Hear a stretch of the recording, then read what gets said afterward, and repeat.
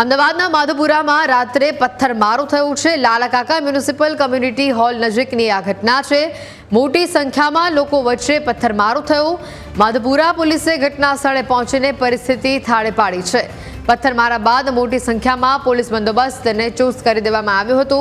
ત્યારે મહત્વની વાત કે કયા કારણોસર આ પથ્થરમારો થયો તે હજી સુધી જાણી શકાયું નથી।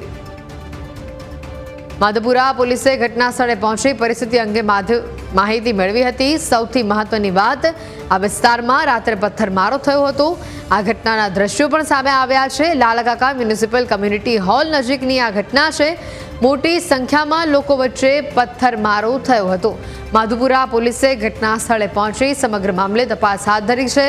સૌથી મોટી વાત કે આટલી મોટી સંખ્યામાં લોકો વચ્ચે જો પથ્થરમારો થયો છે, પણ કયા કારણોસર આ પથ્થરમારો થયો હતો તે હજી સુધી જાણી શકાયું નથી। પથ્થરમારા બાદ મોટી સંખ્યામાં હાલ પોલીસનો કાફલો અહીંયા તૈનાત કરી દેવામાં આવ્યો છે। સ્થિતિ હાલ અંડર કંટ્રોલ હોવાની માહિતી છે।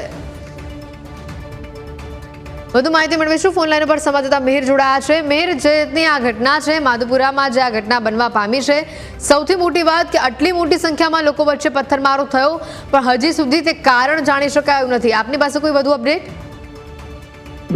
જે પ્રમાણે ગતરોજ રાત્રિના સમયે સમગ્ર બનાવ સામે આવ્યો અને વિડીયોમાં પણ અત્યારે હાલમાં જે પ્રમાણે આખી માહિતી અત્યારે સામે આવી છે જોવા પણ મળે છે કે ક્યાંક ને ક્યાંક અહીંયા કોઈક જૂથ હોઈ શકે જે કોઈ અંદર કારણોના દ્વારા સમગ્ર પથ્થરમારો બન્યો છે, પરંતુ અત્યારે હાલ સુધી પોલીસ દ્વારા કોઈ પણ અપડેટ આપવામાં આવ્યું નથી।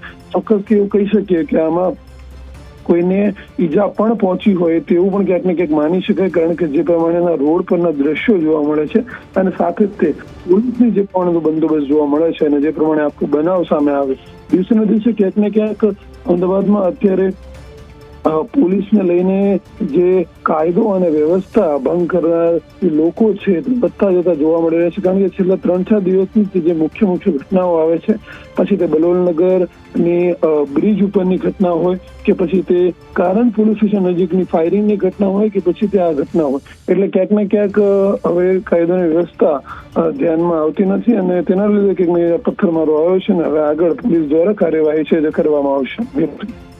મિહિર, આભાર વિગતો બદલ।